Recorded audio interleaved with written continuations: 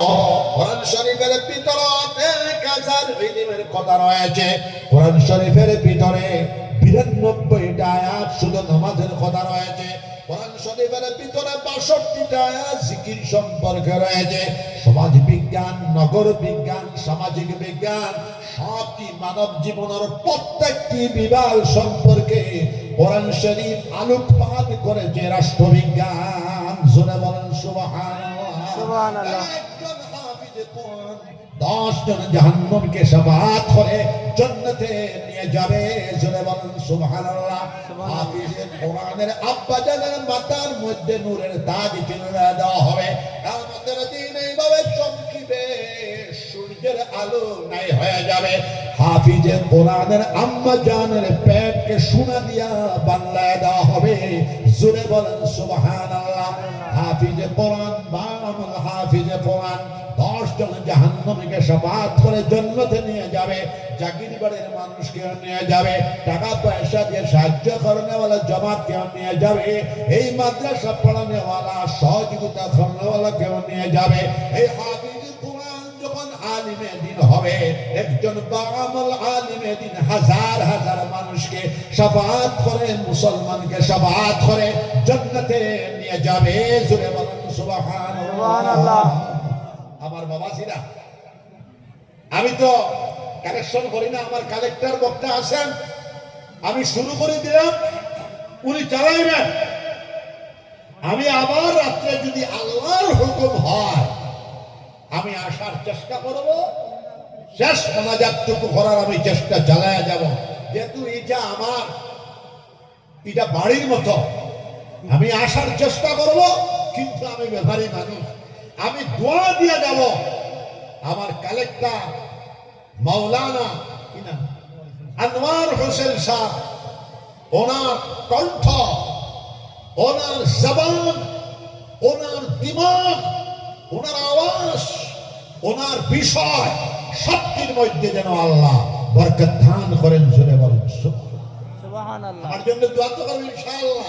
ইনশাআল্লাহ। একটা কথা বলি, লোয়ার আসাম আপনাদেরকে মিয়া মুসলমান বলা হয়। খুব ভালো, খুব ভালো কথা। মিয়া সম্মান সূচক একটা শব্দ, হ্যাঁ। এবং লোয়ার আসামে, সমগ্র আসামে মিয়া মুসলমানদেরকে এটা টর্চারিং হইতেছে, এবং বিশেষভাবে মুসলমানদেরকে এটা টর্চারিং হইতেছে। हर करबला के बाद इस्लाम जिंदा होता है। जोर से कहे सुभान अल्लाह। জেনে রাখবেন, লোয়ার আসামের যত ইটের ভাটা, বরাক ভ্যালির যত ইটের ভাটা, ত্রিপুরা স্টেটের যত ইটের ভাটা, আপার আসাম, যোরহাট, শিবসাগর, গোলাঘাট, এই অঞ্চলের যত ইটের ভাটা, দুইটা জায়গার মানুষের শ্রমজীবী করে। এটা হলো বিহার, আর একটা হলো লোয়ার আসাম, বরপেটার মুসলমান।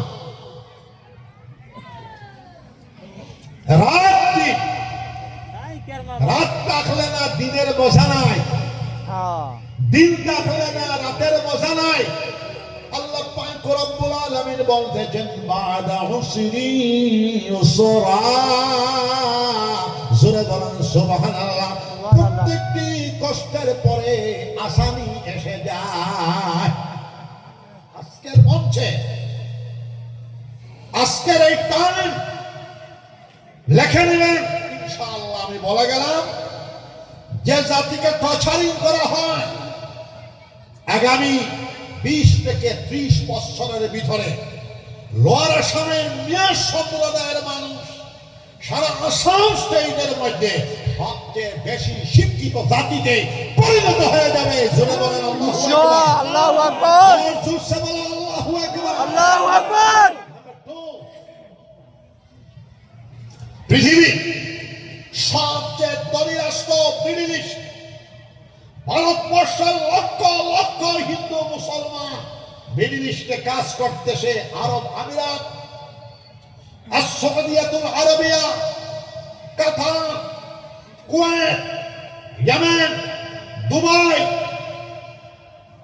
ইত্যাদি দেশে ইনশাআল্লাহ ইটের বাট্টার শ্রমিকতা যখন সারিয়ে দেবে, শিক্ষার আলো যখন প্রজ্বলিত হবে, টেকনোলজি জ্ঞান বিজ্ঞান যখন শিখবে, দুশ্মন না থাকলে তরক্কি আসে না, রাত না থাকলে দিন আসে না। হেগেলের দর্শন হলো ধ্বন্দ্ব থেকে সৃষ্টি, প্রতিদ্বন্দ্বী না থাকলে এগিয়ে যাওয়া যায় না। এই লোয়ার শান্ততা মিয়া মুসলমান সারা ওয়ার্ল্ড, সারা পৃথিবীর মধ্যে কর্মসংস্থানে পৌঁছে যাবে ইনশাআল্লাহ।